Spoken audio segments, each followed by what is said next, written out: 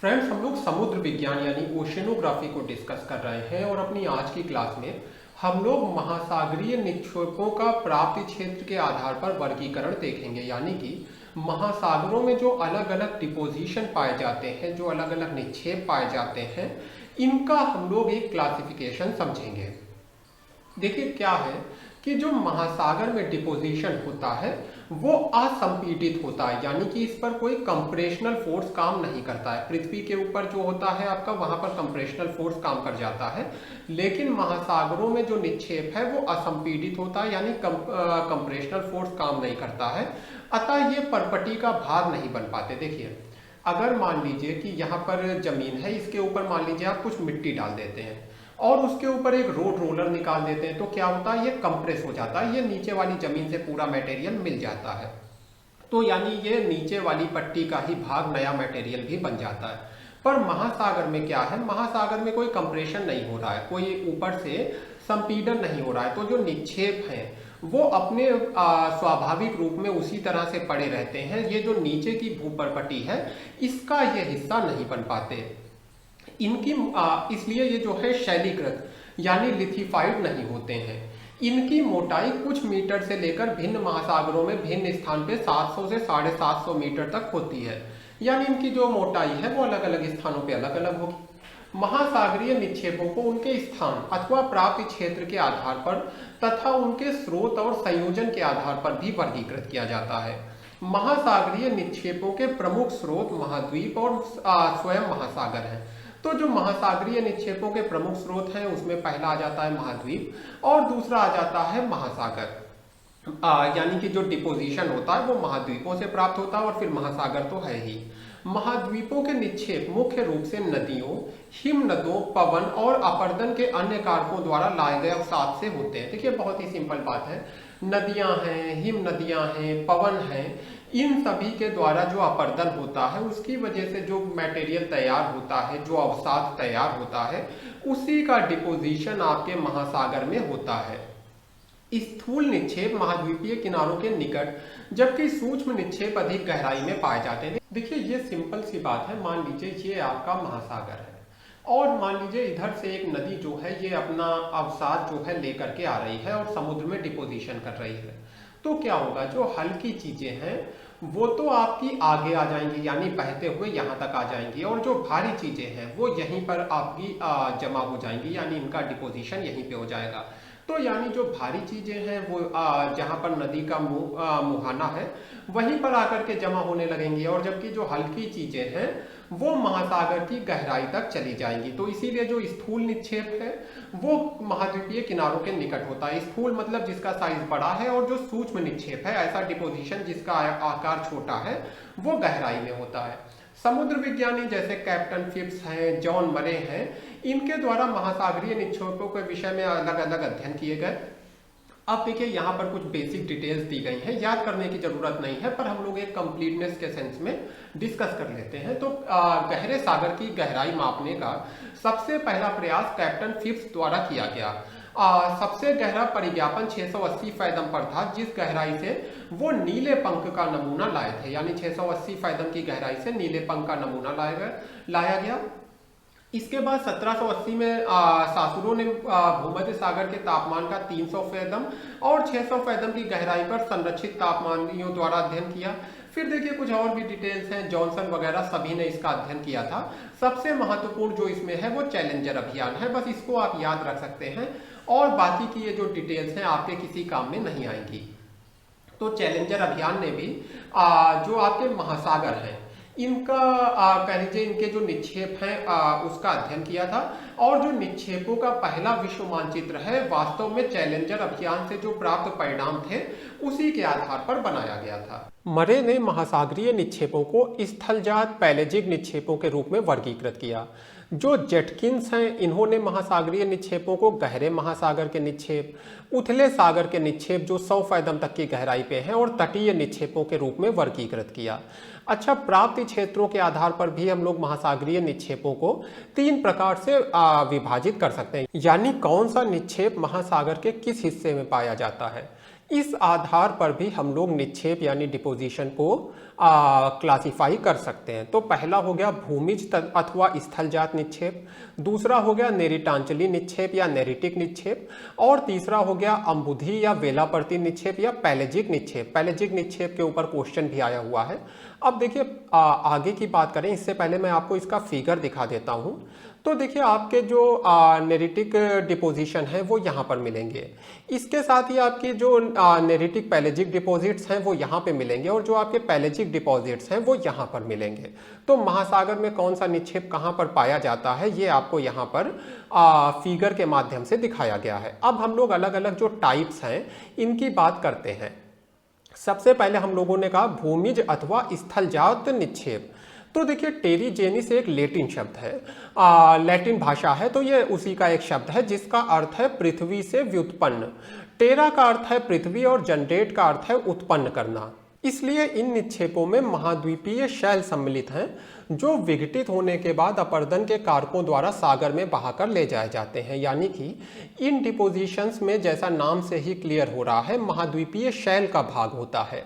अब ये देखिए महाद्वीपीय शैल क्या हुए हैं, विघटित हुए, यानी कि पहले टूट गए, उसके बाद क्या हुआ अपरदन के जो अलग अलग कारक हैं उनको सागर में बहाकर ले गए, जैसे कि विंड है और फिर सबसे बड़ा रिवर है। तो इन्होंने क्या किया, विंड ने, रिवर ने, जो हमारे महाद्वीपों के ऊपर शैल थे जो कि विघटित हो गए थे, जो कि टूट गए थे, इन टूटे हुए शैलों को, इन विघटित शैलों को विंड और रिवर अपने साथ ले गई और सागर में जमा किया। इसीलिए यहाँ पर पृथ्वी से व्युत्पन्न शब्द का यूज हुआ है, टेरिजेनिस शब्द का उपयोग हुआ है। तो इन निक्षेपों में तटीय और उथले जल के निक्षेप दोनों ही सम्मिलित हैं। तो इनमें जो तटीय निक्षेप हैं और जो उथला पानी है, यानी उतना ज़्यादा गहरा पानी जो नहीं है, वो दोनों ही निक्षेप इसमें आ जाते हैं। देखिए उथले जल के निक्षेप गहरे जल के निक्षेपों की तुलना में अधिक स्थूल होते हैं। पहले ही हम लोग डिस्कस कर चुके हैं कि जो उथले जल के निक्षेप होंगे वो साइज में ज़्यादा बड़े होंगे। क्यों बड़े होंगे? क्योंकि उथला जल मतलब कि तट के पास का जल, समुद्र तट का जल। तो समुद्र तट पे जो जल होगा वहाँ पर भारी चीज़ें वहीं पर जमा हो जाएंगी और हल्की चीज़ें आगे निकल जाएंगी। तो इसीलिए जो भारी चीज़ें हैं वो आपको समुद्र के तट के पास ही मिल जाती हैं, उथले जल में मिल जाती हैं। उथले जल के निक्षेप गहरे जल के निक्षेपों की तुलना में अधिक स्थूल होते हैं, यानी कि ये जो उथला जल है यहाँ पर ज़्यादा बड़े निक्षेप मिलेंगे। और इसमें मुख्य रूप से आपको क्या मिलेगा, गोलाश्म मिल जाएगा, बालू मिल जाएगी, बजरी मिल जाएगी, ये सारी चीज़ें आपको यहाँ पर मिलेंगी। और ये सारी चीज़ें आएंगी कहाँ से, आसपास के महाद्वीपों से। जाहिर सी बात है ये अपने आप तो कुछ भी जन्म लेगा नहीं, तो कहीं से आ रहा होगा। तो जो आसपास के महाद्वीपीय इलाके हैं वहीं से आकर के ये स्थूल जो पदार्थ हैं आपके उथले जल में जमा हो जाते हैं।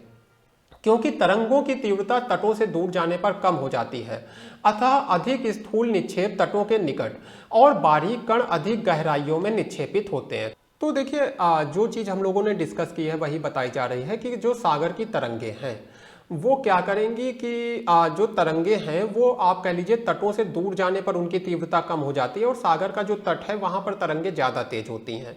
इसीलिए जो आपका स्थूल निक्षेप है वो तटों के पास मिलता है और जो बारीक कण हैं केवल वही गहराई तक जा पाते हैं। अतः उथले जल के निक्षेपों में स्थूल से बारीक निक्षेपों का एक प्रकार का श्रेणीकरण पाया जाता है। इसलिए जो उथले जल का निक्षेप है उसमें आप कह लीजिए कि स्थूल से बारीक जो निक्षेप है उनका आपको एक ग्रेडेशन मिलेगा, एक श्रेणीकरण मिलेगा। एक तरह से कह लीजिए ग्रेड के रूप में वो जमा होंगे ऊपर से नीचे। क्वार्ट्ज तटीय और उथले जल दोनों में निक्षेपों का सबसे प्रमुख घटक है। तो क्वार्ट्ज जो है तटीय निक्षेप और उथले जल के निक्षेप दोनों का सबसे प्रमुख हिस्सा है। तटीय क्षेत्रों में जीव पाए जाते हैं।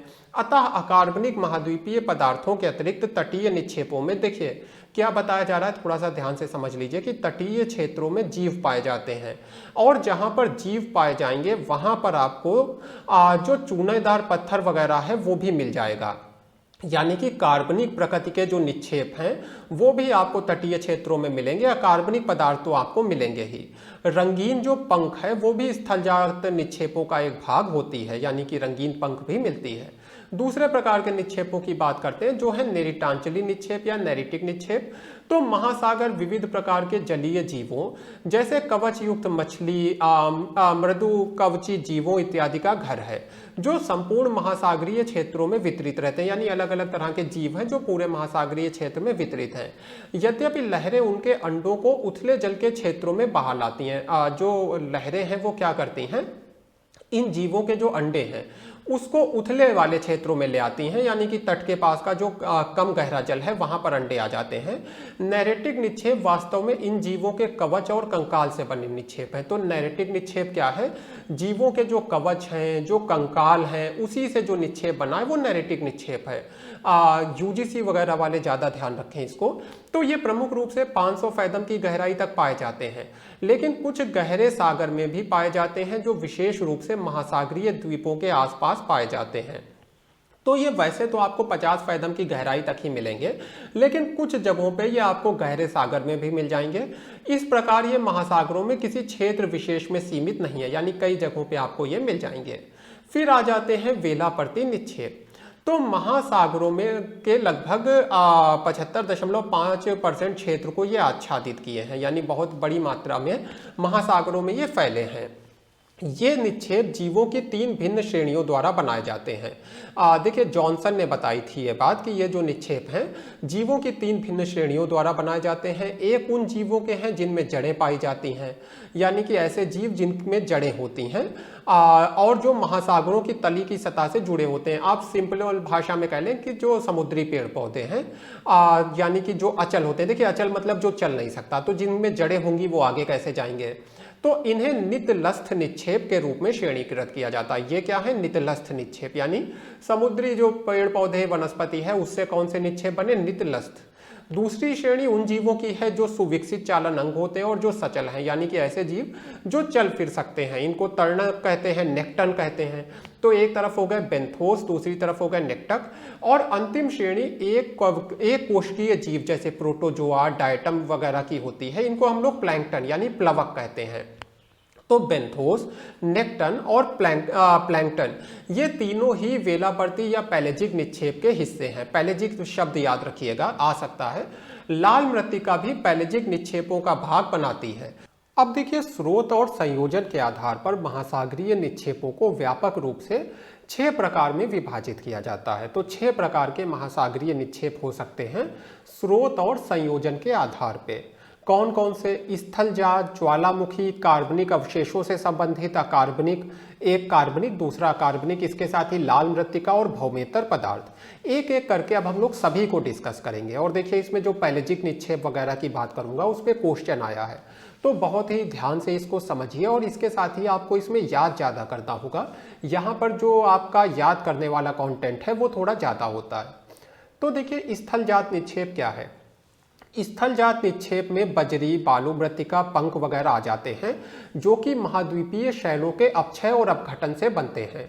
इन विघटित और उपघटित खंडों का परिवहन अपर्दन के विभिन्न कारकों जैसे नदी, पवन, हिमनद वगैरह के द्वारा होता है।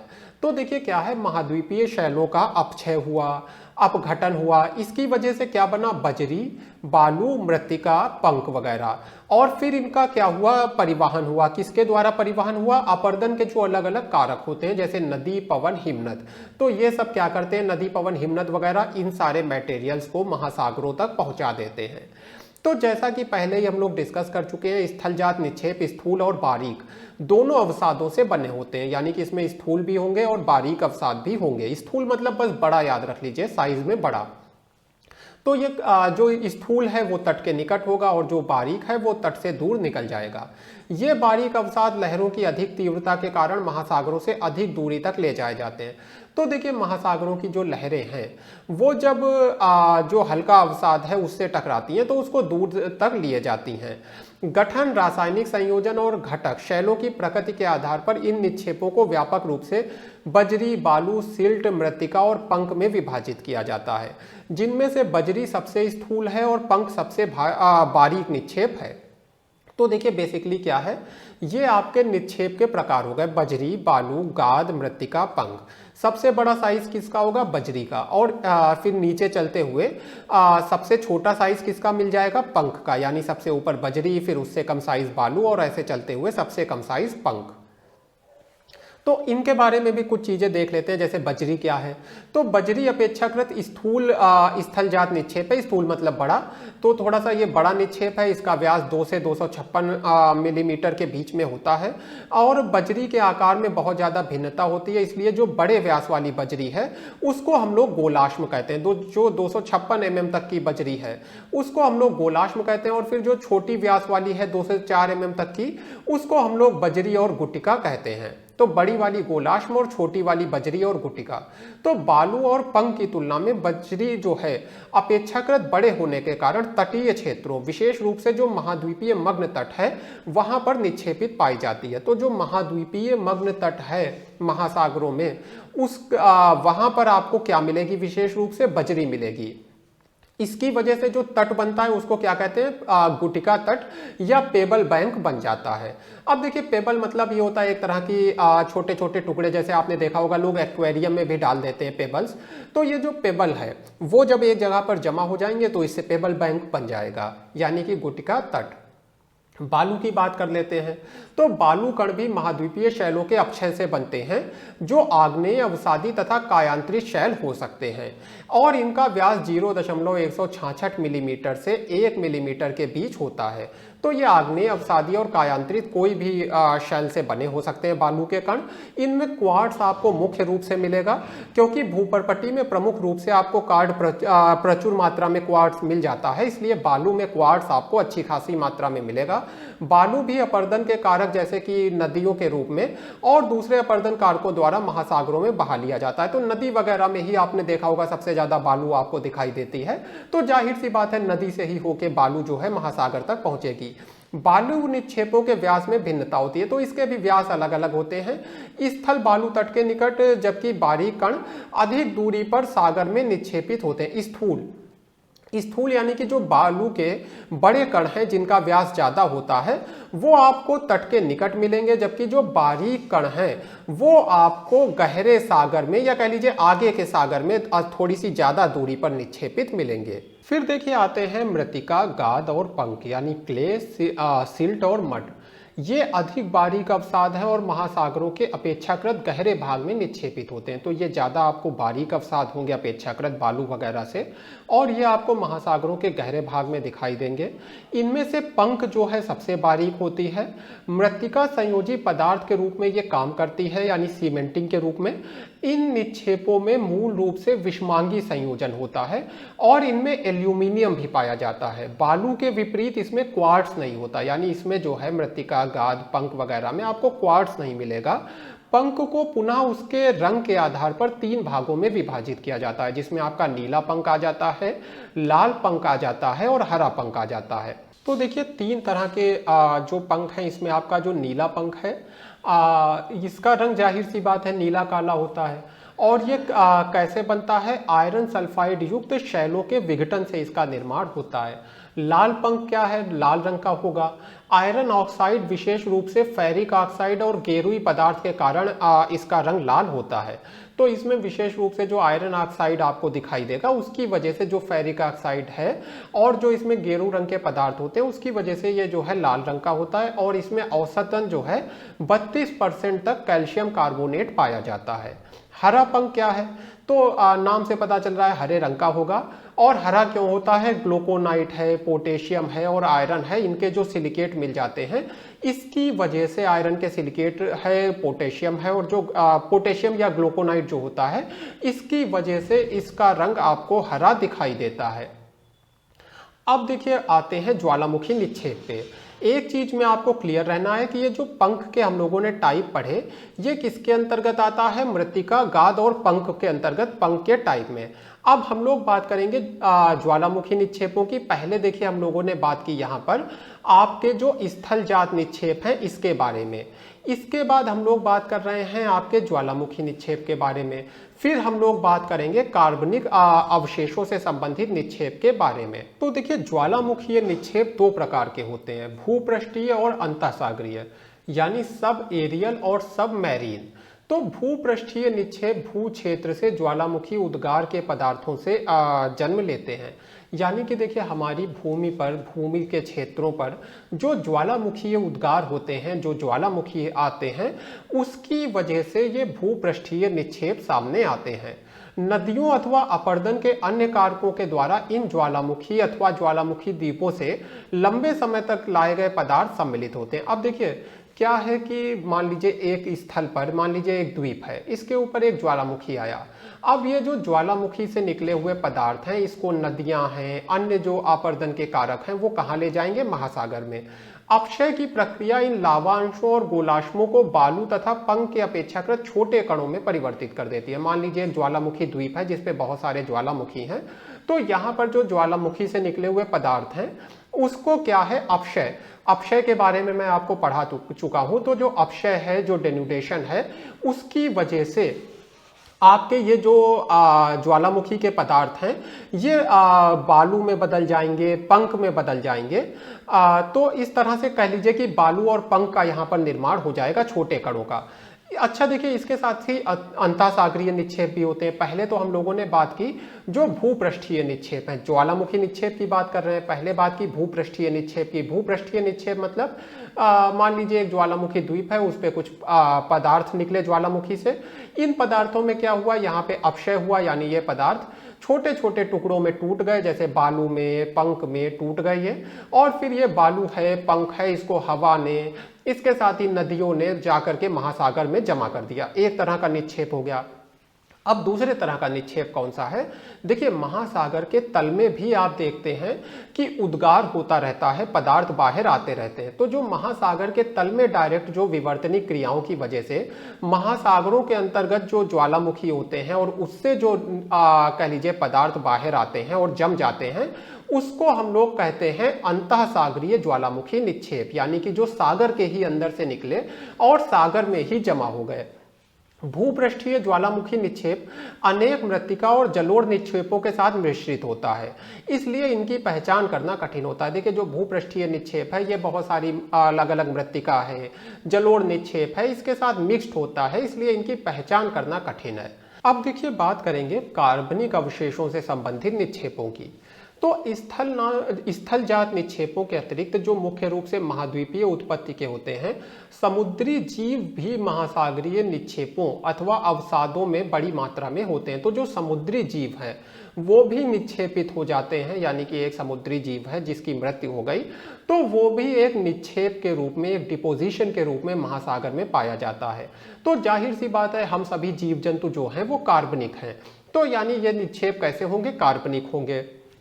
कार्बनिक निक्षेप की दो श्रेणियां हैं, एक नेरेटिक और दूसरी पैलेजिक। तो हम लोग नेरेटिक और पैलेजिक के बारे में थोड़ा बहुत पढ़ चुके हैं, अब आगे इसको थोड़ा और डिटेल में देखते हैं। तो देखिए पहले आ गए आपके नेरिटांचली या नेरेटिक निक्षेप। विभिन्न समुद्री जीवों, पादप और जंतु दोनों के कैल्शियम तथा सिलिका में निक्षेपों के ये बने होते हैं। यानी कि जो हमारे समुद्री जीव हैं जिसमें आपके पेड़ पौधे भी आ जाते हैं और जंतु भी आ जाते हैं, इनके जो कैल्शियम और सिलिका में जो निक्षेप है उससे ये नेरिटांचली निक्षेप बना हुआ है। यानी कुल मिलाकर के सागरीय जीव जंतुओं का जो कैल्शियम युक्त पदार्थ है, जो सिलिका युक्त पदार्थ है, उससे इन निक्षेपों का निर्माण होता है। ये कम लवणता वाले उथले जल में प्रचुरता से पाए जाते हैं। दूसरे हैं पैलेजिक निक्षेप। इसमें सामान्य रूप से विभिन्न प्रकार के शैवाल और सीपियों के अवशेष और विभिन्न समुद्री जीवों के कंकाली अवशेष होते हैं। तो इसमें मुख्य रूप से आपको शैवाल मिलेंगे पैलेजिक में, सीपियां मिलेंगी और फिर अलग अलग समुद्री जीवों के कंकाल मिलेंगे। ये द्रव पंख के रूप में पाए जाते हैं जिसे स्पंदन या ऊज भी कहते हैं। तो ये आप कह लीजिए द्रव पंख के रूप में आपको दिखेंगे, लिक्विड पंख के रूप में आपको दिखेंगे, इसको स्पंदन या ऊज भी कहते हैं। सूख जाने पर ये अक्रिस्टलीय चूर्ण के रूप में परिवर्तित हो जाते हैं। जब ये सूख जाएंगे तो अक्रिस्टलीय चूर्ण में बदल जाएंगे। पैलेजिक स्पंदनों की दो व्यापक श्रेणियां हैं जो इनकी कैल्शियम और सिलिका में प्रकृति पे आधारित है। यानी कि ये जो पैलेजिक आपके निक्षेप है इसको दो पार्ट्स में डिवाइड कर सकते हैं। किस बेसिस पर? कि इनमें कितना कैल्शियम और सिलिका पाया जाता है। फिर जो कैल्शियम वाला पैलेजिक निक्षेप है इसको फिर से दो पार्ट्स में डिवाइड कर सकते हैं। देखिए इसको मैं एक चार्ट बनाता जाता हूं। आपका हो गया ये पैलेजिक, पैलेजिक को हम लोगों ने दो टाइप में डिवाइड किया, कैल्शियम और सिलिका के मात्रा के आधार पर। तो जो एक तरफ कैल्शियम और एक तरफ सिलिका लिख देते हैं। तो फिर जो ये कैल्शियमी स्पंदन है इसको हम लोग फिर से दो पार्ट में डिवाइड कर देंगे। एक तो आपका हो गया टेरापॉड और दूसरा हो गया ग्लोबिजेटाइना। तो एक तरफ आपका टेरापॉड हो गया और दूसरी तरफ हो गया आपका ग्लोबिजेटाइना। फिर जो सिलिका में स्पंदन है इसको भी दो पार्ट में डिवाइड कर सकते हैं। एक तरफ हो गया रेडियोलेरिन और दूसरी तरफ हो गया आपका डायटम। तो एक तरफ रेडियोलेरिन हो गया और दूसरी तरफ आपका डायटम हो गया। इसको थोड़ा सा हम लोग और डिटेल में समझ लेते हैं। तो देखिए अब बात कर लेते हैं टेरापॉड की। तो जाहिर सी बात है, देखिए कैल्शियम के अंतर्गत है टेरापॉड। तो इसमें आपको सबसे ज़्यादा क्या मिलेगा टेरापॉड में, कैल्शियम कार्बोनेट, यानी 80% इसमें आपको कैल्शियम कार्बोनेट मिल जाएगा। ये मृदुकवची जीवों से बनी होती है जिसमें पतले शंक्वाकार 0.5 इंच व्यास के कवच होते हैं। तो ये ऐसे मृदुकवची जीवों से मिलकर बनी होती है जिनमें कवच होते हैं शंक्वाकार 0.5 इंच व्यास तक के। अब देखिए कहाँ कहाँ पाए जाते हैं, बस इतना समझ लीजिए। पूर्वी और पश्चिमी प्रशांत महासागर में ये अधिक प्रमुखता से पाए जाते हैं, यानी पूर्वी और पश्चिमी प्रशांत महासागर में ज़्यादा मिलेंगे। फिर बाकी के जो स्थान हैं यहाँ पर भी कटक में जो है आपको ये मिल जाएंगे। अब बात करेंगे ग्लोबिजेराइना की। तो ये आपका दूसरा वाला कैल्शियम के अंतर्गत ग्लोबिजेराइना। तो ग्लोबिजेराइना स्पंदन में 64.47% कैल्शियम, 1.64% सिलिका और 3.33% अन्य खनिज है, यानी इसमें भी कैल्शियम प्रमुखता से पाया जाएगा। ये विभिन्न फोरिमिनिफेरा के सीपियों से बनते हैं, यानी कि कुल मिलाकर के ये सीपियों से बने होते हैं और अटलांटिक महासागर के पूर्वी और पश्चिमी महाद्वीपीय मग्न तट और पूर्वी प्रशांत महासागर में व्यापक रूप से पाए जाते हैं। ये वो स्थानों के जहां पर ये मिलते हैं। उष्ण कटिबंधीय और शीतीय उष्ण दोनों जलों में व्यापक रूप से ये पाए जाते हैं, क्योंकि जो ग्लोबिजेराइना उष्ण कटिबंधीय और शीतोष्ण दोनों जलों में जीवित रह सकता है। तो देखिए जो ग्लोबिजेराइना है जो मुख्य रूप से एक तरह की सीपी है। सीप आपने देखी होगी। तो ये एक मुख्य रूप से कह लीजिए ये एक तरह की सीप है ग्लोबिजेराइना। और ये जो उष्ण कटिबंधीय क्षेत्र है और जो शीतोष्ण कटिबंधीय क्षेत्र है दोनों जगहों पे ये जीवित रह सकती है, इसीलिए दोनों जगहों पर ये आपको मिलेगी। ये आपको अपेक्षाकृत अधिक गहराई में मिलेगी, 2000 से 4000 फैदम के बीच में। गहरे सागर में इनका रंग दूधिया सफेद दिखाई देता है और अगर तटवर्ती क्षेत्र में तो ये नीला धूसर आपको दिखाई देगा, कभी कभी पीले रंग का भी होगा। अब बात करेंगे रेडियोलेरियन की। तो देखिए यहाँ पर सिलिका वाले में रेडियोलेरियन। तो रेडियोलेरियन क्या है, जाहिर सी बात है इसमें सिलिका ज़्यादा होगा, तभी सिलिका के अंतर्गत रखा गया है। और ये देखिए जो फोरेमिनिफेरा है उसके कवचों से बनते हैं और सूख जाने पे गंदे धूसर रंग का दिखाई देता है। इनमें कैल्शियम जाहिर सी बात है बहुत कम मात्रा में होगा, यानी केवल 4% या इससे भी कम जो है औसत रूप से कैल्शियम पाया जाता है। तो ये आपको गहरे सागर में 2000 से 5000 फैदम की गहराई में मिलेंगे। छोटे पैचों में यानी छोटे छोटे आप कह लीजिए पार्ट्स में ये हिंद महासागर, अटलांटिक महासागर में आपको मिल जाएंगे और प्रशांत महासागर के उष्ण कटिबंधीय क्षेत्र में ये आपको व्यापक रूप से मिलेंगे बड़ी मात्रा में। डायटम स्पंदन की बात करें तो बहुत छोटे सूक्ष्मदर्शीय पादपों के कवचों के अपघटन से ये बनते हैं, यानी कि बहुत छोटे छोटे जो पौधे हैं उनके अपघटन के परिणाम स्वरूप ये डायटम स्पंदन बनता है। और इसमें जो है सिलिका ज़्यादा होता है, जाहिर सी बात है सिलिका ज़्यादा होगा तभी सिलिका में रखा गया है। 600 से 2000 फैदम की गहराई में मिलते हैं, कभी कभी 4000 फैदम तक भी विस्तारित रहते हैं। ये सामान्य रूप से पीले रंग के दिखते हैं लेकिन सूख जाने पे सफ़ेद हो जाते हैं और तटीय क्षेत्रों के निकट पर ये नीले रंग के दिखाई देते हैं। ये अंटार्कटिक महासागर के आसपास प्रचुरता में पाए जाते हैं। इसके अलावा एक सक्रिय पेटी में ये उत्तर प्रशांत में अलास्का से जापान तक भी विस्तारित हैं। अब देखिए जैसा कि मैंने कहा, हालांकि मैंने आपको मुख्य बातें समझाई हैं, पर यहाँ पर जो आपका याद करने का पोर्शन है वो ज़्यादा होता है, तो आपको इसे याद ही करना होगा। और जैसे मैंने कहा क्वेश्चन आया हुआ है, अगर क्वेश्चन ना आया होता तो आप एक बार स्किप कर सकते थे, पर जब एक बार यूपीएससी ने पूछा है तो वो ये इंडिकेट कर रहा है कि हम जहाँ से क्वेश्चन पूछ सकते हैं और भविष्य में भी पूछेंगे, तो फिर आपको इसे याद करना पड़ेगा। अब देखिए आता है अकार्बनिक निक्षेप, इनऑर्गेनिक डिपॉजिट। इनऑर्गेनिक में क्या होगा, जैसे डोलोमाइट है, अक्रिस्टलीय सिलिका है, मैग्नीशियम ऑक्साइड है, और इसके साथ ही आपका फास्फोरस, मृत्तिका, फेल्ड्स्पार, ये सारी चीजें आपको इसके अंतर्गत मिलेंगी। ये अवक्षेप विभिन्न स्थानों पर पाए जाते हैं और विभिन्न कारक जैसे नदी, पवन इत्यादि के द्वारा महासागर में लाए जाते हैं, जहां पर इनका डिपोजिशन होता है। यानी कि जो नदियां हैं, जो पवन है, उसके द्वारा ये सारे पदार्थ आपके महासागरों में पहुंच जाते हैं। बनते तो ये आपके कह लीजिए कि महाद्वीपों पर हैं, लेकिन नदियों वगैरह के द्वारा महासागरों में पहुंचा दिए जाते हैं। अब देखिए बात करेंगे लाल मृत्तिका यानी रेड क्ले की। तो लाल मृत्तिका जो है वेलापर्ती निक्षेपों का भाग है और मूल रूप से जल योजित एल्यूमिनियम सिलिकेट और आयरन ऑक्साइड से बनी होती है। तो ये मुख्य रूप से याद कर लीजिए कि एल्यूमिनियम सिलिकेट और आयरन ऑक्साइड से बनी होती है। देखिए आयरन होगा तभी इसका रंग लाल है। एल्यूमिनियम सिलिकेट लाल मृत्तिका का लगभग 85.35% भाग है और इसमें कैल्शियम और सिलिकॉन भी होते हैं, जो क्रमशः लगभग 6.7% और 2.39% होते हैं। लेकिन इसका लाल रंग इसे अन्य वेलापर्ती निक्षेपों से विभक्त करता है, यानी इसको अलग करता है, जो इसमें उपस्थित आयरन ऑक्साइड की मात्रा द्वारा प्रदान किया जाता है। जैसा कि मैंने कहा आयरन ऑक्साइड है तभी ये आपको लाल दिखाई दे रहा है, तो इसमें आपको आयरन ऑक्साइड भी मिलता है, जिसकी वजह से ये अन्य जो क्ले है उससे अलग है। इसमें किसी भी अन्य समुद्री निक्षेप की अपेक्षा अधिक मात्रा में रेडियो एक्टिव मटेरियल पाया जाता है, यानी रेड क्ले में रेडियो एक्टिव मटेरियल भी होता है। ये नरम, लचकदार और ग्रीजी होती है, यानी चिकनाई युक्त प्रकृति की होती है। अब देखिए ये महासागर के तल में 36.1% भाग पर पाई जाती है, यानी महासागर में 36.1% हिस्से पर महासागर के ये फैली है और शायद ये महासागर में सबसे ज्यादा व्यापक रूप से पाए जाने वाली वेलापर्ती निक्षेप है। अटलांटिक महासागर में 40 डिग्री उत्तर से 40 डिग्री दक्षिण अक्षांश के बीच, हिंद महासागर के पूर्वी भाग और उत्तर प्रशांत महासागर में ये प्रमुखता से पाई जाती है। फिर आ जाते हैं भौमेत्तर पदार्थ, जैसे कि उल्का पिंड, धूलि है, ब्रह्मांड से आए हुए अलग अलग पिंड हैं। इन सभी के कारण जो आप कह लीजिए निक्षेप बनते हैं वो भौमेत्तर पदार्थ हैं। भूमि से इतर, जो भूमि से बाहर से आ रहे हैं, तो इसको हम लोग ब्रह्मांड जनित निक्षेप भी कहते हैं। ये व्यापक रूप से प्रकीर्ण होते हैं, यानी कि ये फैले हुए रहते हैं और इन्हें आसानी से पहचाना नहीं जा सकता। इनमें सामान्य रूप से आयरन ऑक्साइड के कण और विशेष रूप से मैग्नेटाइट आयरन आपको मिलेगा। ये सिर्फ महासागरों की गहराइयों जैसे कि प्रशांत महासागर गर्त में कह लीजिए अक्षुण बचे हुए हैं। अक्षुण मतलब होता है जैसे थे वैसे ही, ये जली हुई राख के रूप में गिरते हैं। अब देखिए अंतरिक्ष से आ रहा है तो जाहिर सी बात है जला हुआ होगा। यद्यपि इनकी मात्रा महासागर में अन्य निक्षेपों की तुलना में बहुत ही कम है। देखिए ये जो आकाश से आए पिंड हैं, जाहिर सी बात है रोज तो गिरते नहीं हैं और ना ही ऐसा बहुत बड़ी मात्रा में गिरते हैं, तो महासागर में इनकी बहुत थोड़ी सी उपस्थिति है। लेकिन फिर भी जो हमारे समुद्र विज्ञानी हैं वो इनका अध्ययन करना चाहते हैं, क्योंकि इससे पता चलेगा अंतरिक्ष के बारे में, अंतरिक्ष की संरचना के बारे में।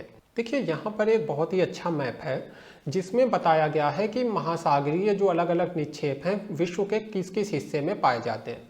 जैसे जो आइस रैफ्टेड सेडिमेंट हैं, देखिए आइस रैफ्टेड सेडिमेंट अगर यहाँ पे पाए जा रहे हैं तो इसमें आपको कोई रॉकेट साइंस नहीं लग रही होगी।